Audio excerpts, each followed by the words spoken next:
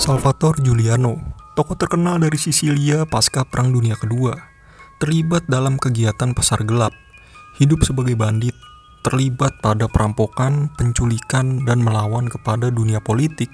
Hasil dari perampokan dan perampasan ia berikan kepada petani dan orang-orang miskin.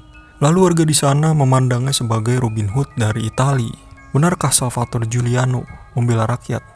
Atau dia jadi boneka sekelompok mafia? Dan bagaimana kisahnya? Langsung aja dimulai.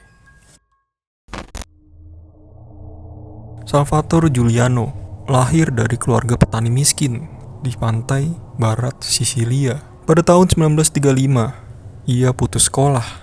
Lalu ia mencari nafkah untuk keluarganya karena ayahnya direkrut untuk menjadi tentara Itali. Pada tanggal 2 September tahun 1943, Giuliano aktif di pasar gelap. Pada saat itu ia sedang membawa 2 kantung tepung. Lalu ia dihentikan di pos pemeriksaan oleh para polisi. Giuliano memohon kepada polisi untuk membiarkannya lewat. Tetapi polisi itu menahan kartu identitasnya. Lalu Giuliano mengeluarkan pistol dan menembak polisi tersebut. Dan dia melarikan diri. Pada saat itu kondisi pasar gelap berkembang pesat, terutama di bawah arahan mafia dan politisi korup. Setelah peristiwa penembakan tanggal 2 September, polisi mencari Giuliano hingga malam Natal tahun 1943. Tetapi Giuliano tidak ada di rumahnya. Lalu polisi menahan ayahnya. Giuliano telah melihat kejadian itu dari kejauhan, mencoba membebaskan ayahnya dengan cara menembaki para polisi. Salah satu dari polisi tertembak dan yang lainnya terluka. Giuliano berhasil membebaskan ayahnya, temannya, dan sepupu dari penjara di Monreale. Giuliano tidak sendiri dalam misi pembebasan tersebut. Tentu saja dia dibantu oleh para mafia. Penduduk setempat dan pelaku kriminal telah melakukan sumpah bungkam atau sumpah yang melarang memberitahu informasi kepada pihak luar terkait aktivitas kriminal atau biasa disebut ometra, sehingga melindungi Giuliano saat ia terlibat dalam perampokan, pemerasan, dan penculikan. Kejahatan tersebut memberikan dukungan ekonomi kepada banyak orang. Tentu saja, Giuliano dan kelompoknya menjadi terkenal. Sepanjang tahun 1944, Giuliano terlibat dalam kegiatan kriminal. Ia dan kelompoknya menyerang patroli polisi dan menyerang kantor polisi. Kelompok tersebut dipersenjatai dengan senapan otomatis, granat tangan, dan barang-barang lainnya.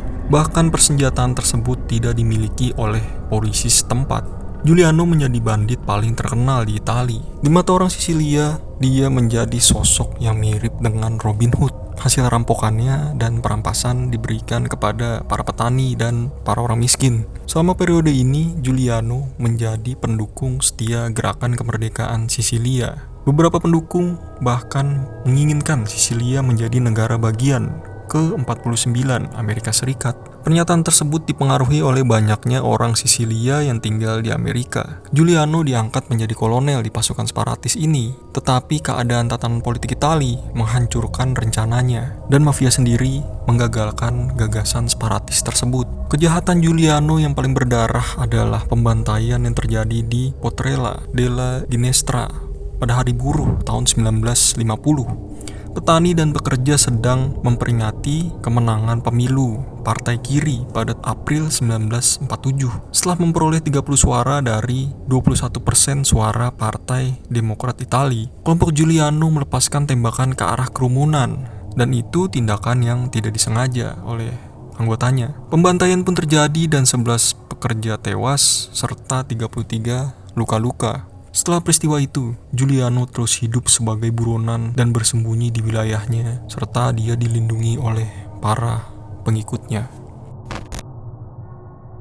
Giuliano tewas secara tragis pada tanggal 6 Juli 1950. kematian Salvatore Giuliano ditembak mati oleh polisi di rumahnya. Namun banyak orang yang percaya bahwa Giuliano dibunuh saat tidur. Pisciotto mengaku terlibat dalam pembunuhan hampir setengah tahun setelah kematian Giuliano. Pisciotto kemudian diracuni hingga tewas pada tahun 1954 saat dia ditahan di penjara. Konon ayahnya sendiri yang memberikan kopi espresso yang diberikan racun kepada Pisciotto sebagai balas dendam atas pengkhianatan terhadap Giuliano. Kisah di balik perjalanan Giuliano tetap menjadi misteri yang belum terpecahkan dalam sejarah Italia. Masyarakat Sisilia dan banyak orang percaya bahwa ia menjadi sosok seperti itu hanya karena keterpaksaan akibat ekonomi. Ada juga yang meyakini dia dimanfaatkan sebagai boneka oleh kelompok mafia. Giuliano telah menjadi sosok yang sangat dihormati oleh banyak warga Sisilia. Tetapi bagi orang yang tidak mendukungnya, dia dianggap aib nasional dan pengganggu. Para pengikutnya sendiri mulai merasakan tekanan ini dan beberapa meninggalkan kelompok tersebut. Kelompok yang dipimpin oleh Salvatore Giuliano sudah tidak ada. Kelompok bandit tersebut runtuh setelah kematian Giuliano. Banyak anggotanya yang ditangkap dan tewas dalam operasi polisi, dan kasus ini secara resmi ditutup.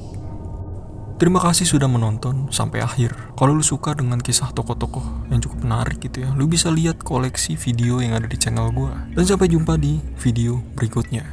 Grazie.